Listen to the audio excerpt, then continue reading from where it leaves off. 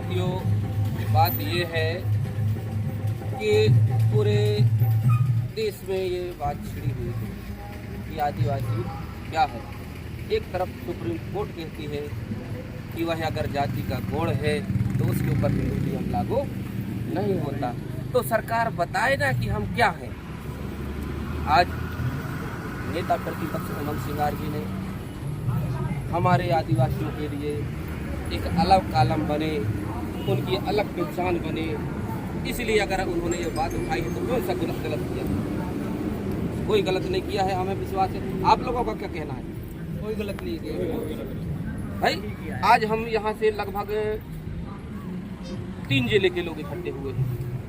राजा शंकर साहब, कुंवर रघुनाथ साहब जी का शहादत दिवस के अवसर पर दूर दराज से हमारे सगा समाज के लोग पहुँचे हुए हैं। हम अपनी बात को सरकार तक पहुँचाना चाहते हैं कि हम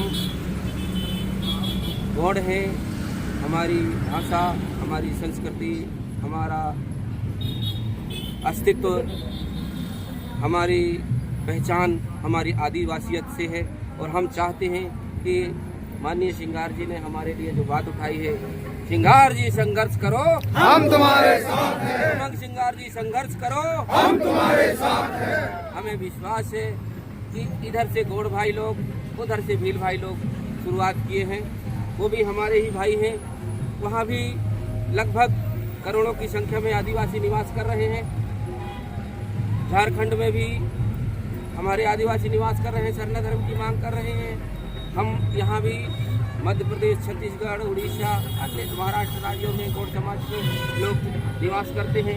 इधर चले जाएं हम उत्तर भारत की ओर तो गोंड जनजाति के अंतर्गत ढोलिया भी बोलते हैं, वो भी हमारे साथ में।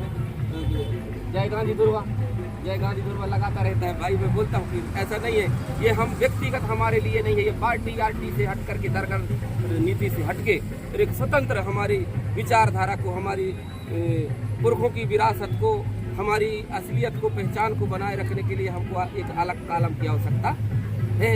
और इसके लिए हम उनके हृदय से आभारी हैं जिन्होंने ये बात को छेड़ी है।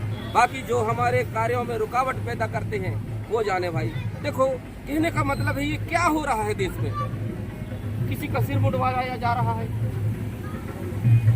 किसी के ऊपर बाथरूम करवाया जा रहा है, क्या है? ऐसी होती है नीति। सत्ता में कौन बैठे हैं भाई? इंसानियत तो रहना चाहिए आप लोगों के अंदर। बात जाति पाति कौन, वो भाई वो है हमारे यादव भाई हैं। वहाँ सीधी में भी आदिवासी के ऊपर हुआ, छिंदवाड़ा में भी इसी प्रकार से घटना घटित हो रही है। तो क्या हो रहा है? क्या देख रहे हैं? कौन बैठे हैं सत्ता में? क्या चाहते हैं ये लोग भाई? कम से कम इंसानियत तो जिंदा रहना चाहिए। जब मणिपुर में घटना घटी तो किसने आंदोलन किया? अब यहाँ पर ये घटना घटी तो कौन हमारे साथ में खड़ा हुआ और फिर कहते हैं कि हमको हिंदुओं के कहलवा रहे हैं? तो उसके साथ में जब ऐसी पीड़ा हुई तो क्यों? अब वहाँ जब बैतूल के आगे उधर कितने सारे परिवार को जिंदा गड़ा दिया गया है, तब उस समय कहाँ गए थे ये संगठन कि हम आदि हम तुम्हारे साथ में कहने वाले? ये सारी बातों को हमें पीड़ा होती है साहब। हमें ये नहीं कह रहे हैं कि तुम किस पार्टी किस संगठन से, परंतु हम ये जानते हैं कि हमारी आदिवासियत को बचाए रखने के लिए सिंगार जी ने जो बात रखा है उसके लिए हम हमारी तरफ से बहुत उनके आभारी हैं, हृदय से धन्यवाद देते हैं, आभार व्यक्त करते हैं और सदा उनके साथ में, हम समय में उनके साथ में हर परिस्थिति में खड़े रहेंगे। जय शिवा, गुरु दादाना सेवा, उमंग सिंगार संघर्ष करो, हम तुम्हारे साथ हैं।